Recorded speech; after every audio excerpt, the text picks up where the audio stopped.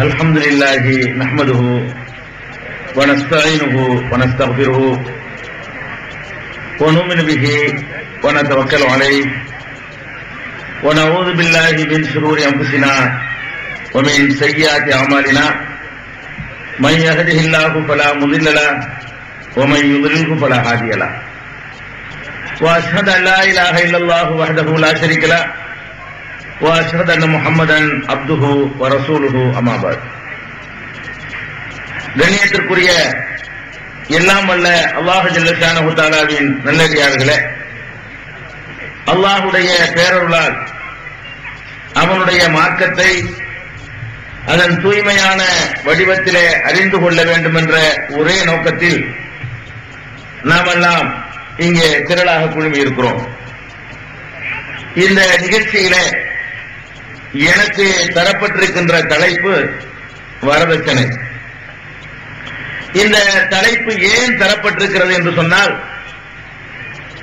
முஸ்லிம் சமுதாயம் உலகத்திலே சிறந்த சமுதாயமாக இறைவனால் வர்ணிக்கப்படுகிற சமுதாயம், மற்ற சமுதாயத்தவர்களுக்கெல்லாம் வழிகாட்டியாக திகழ கடமைப்பட்டிருக்கிற ஒரு சமுதாயம், மற்றவர்களுக்கு சிறந்த முன்மாதிரியாக தங்களுடைய வாழ்க்கையை அமைத்துக் கொள்ள வேண்டிய இந்த சமுதாயம் பிற சமுதாய மக்களிடமிருந்து காப்பியடிக்கப்பட்ட, இஸ்லாத்திற்கு கொஞ்சமும் சம்பந்தமில்லாத வரதட்சணை என்ற ஒரு மாபெரும் தீமையை ஒளிவு மறைவாக கூட இல்லாமல் பகிரங்கமாக வெளிப்படையாக சபையோர்களை சாட்சியாக வைத்து ஜமாத்தினுடைய தலைவர்களுடைய அங்கீகாரத்தோடு மார்க்க அறிஞர்களுடைய மௌனமான சம்மதத்தோடு நடத்தி கொண்டிருக்கிற ஒரு அவலத்தின் காரணத்தினால்தான் வரதட்சணையை பற்றிய முஸ்லிம்களிடத்திலே பேச வேண்டியிருக்கிறது.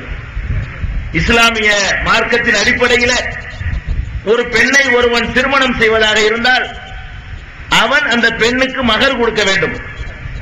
இதுதான் இஸ்லாம் நமக்கு சொல்லித்தரக்கூடிய பாடம்.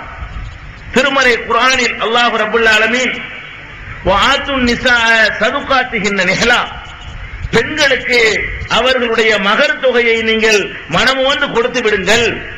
இது இஸ்லாம் சொல்லக்கூடிய கட்டளை.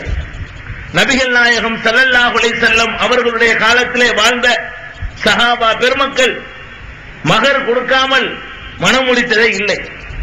பெண்களும் மகர் கேட்காமல் விட்டுக் கொடுத்ததும் இல்லை.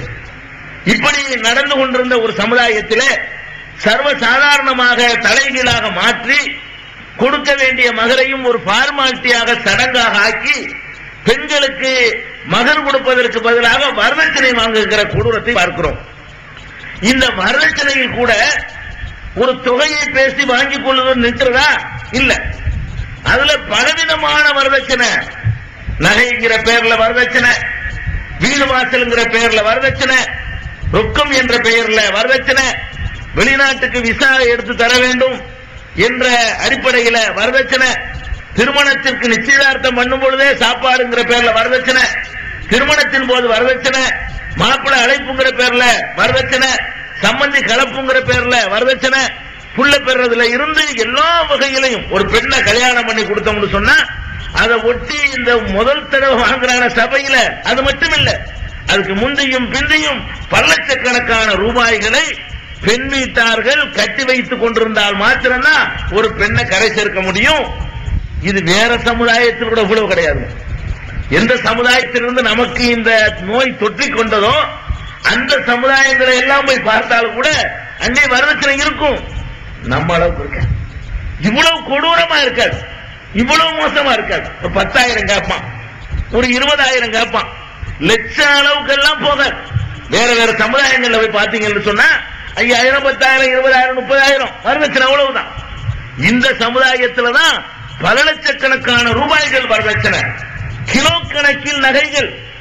கீழக்கரை, ராமனா, அதிராம்பட்டினம், அது மாதிரி காயல்பட்டினம், நாகூர் மாதிரியான ஊர்கள்ல எல்லாம் ஒரு குமரை பெத்தாண்டா வீடு வச்சிருக்கணும், 4 குமர் இருந்தா 4 வீடு வந்து இருக்கணும் என்ற அளவுக்கு இந்த சமுதாயம் எவ்வளவு சீரழிஞ்சு போய் எவ்வளவு கேவலமான நிலையில இருக்குது என்றதை பார்த்துட்டு தான் இதைத்தான் இந்த சமுதாயத்தில் ஒழிக்கணும். முதல்ல ஒழிக்கணும், வேரோட களைய வேண்டும் என்பதற்காக இந்த தலைப்பை தீவிரமாக நாங்கள் தமிழகம் முழுவதும் மக்களுக்கு சொல்லிக் கொண்டு வருகிறோம். இந்த வரதட்சணை எல்லாருக்கும் பாவம்னு தெரியுது. ஜமாத் தலைவர்கிட்ட போய் கேளுங்களேன், வாங்கலாமா? வாங்கத்தான் கூடாது சொல்லுவார். அஜர்த்திட்ட போய் கேளுங்க, பாத்தியா போகிறார்ல வரதட்சணை வாங்குற கல்யாணத்துல, வாங்கலாமான்னு கேளுங்களேன், வாங்க கூடாது, அவரும் ஒத்துக்குருவார். இந்த வாங்குறான அவன்கிட்ட போய் கேளுங்களேன், வாங்கலாமான்னு, வாங்க கூடாதுதான், என்ன செய்யறது, எல்லாரும் வாங்குறாங்கல்ல என்று சொல்லுவானே தவிர வாங்குறது சுன்னத்துன்னு சொல்லுவானா? வாங்க சொல்லி குர்ஆன்ல இருக்குன்னு சொல்லுவானா? சொல்ல முடியாது. அப்ப எல்லாருக்கும் தெரிஞ்சிருக்கிறது வரதட்சணை வாங்க கூடாதுங்கிறது. யாருக்கும் தெரியாம எல்லாம் இல்ல, எல்லாருக்கும் தப்புன்னு தெரிஞ்சிருக்கிற ஒரு காரியத்தை வெளிப்படையா யாருமே நம்ம செய்ய மாட்டோம்ங்க. ஒரு புகை பிடிக்கிறான், எல்லாருக்கும் தப்புன்னு தெரியும். இந்த தப்ப எப்படி செய்வான் தெரியுமா? ஒழிச்சுக்கிட்டு தான் செய்வான். ஒரு புகை பிடிக்கிறவன் பாத்தியாருக்கு முன்னாடி பிடிக்க மாட்டான், அப்பனுக்கு முன்னாடி பிடிக்க மாட்டான், ஊர் பிரமுகருக்கு முன்னாடி பிடிக்க மாட்டான். ஏதோ ஒளிஞ்சுக்கிட்டு அவன் வயசு ஒத்தவர்களோட வேண்டுமானால், அவனை பத்தி தெரியாதவர்களோட வேண்டுமானால் ரெண்டு இழுப்பு இழுத்துட்டு போவானே தவிர எல்லாரும் பத்தியில செய்வானா? செய்ய மாட்டான். தண்ணி அடிக்கிறது ஒரு பாவம், எல்லாரும் தெரிஞ்சு வச்சுக்கிறான். எங்க அடிப்பான்? அதுக்கு உரிய ஒதுக்குப்புறமா இடத்துல போய் யாரு பாக்குறாங்களான்னு பாத்துக்கிட்டு, அண்ணன் வர்றாரா, தம்பி வர்றாரா, மாமா இருக்காரா, மச்சா இருக்காரா என்று பார்த்துக்கிட்டு அப்புறமேல குத்திக்கிட்டு வர்ற காட்சி நீங்க பாக்குறீங்க. இந்த வரதட்சணை தீமையை மாத்திரம் தான் பாக்குறோம்.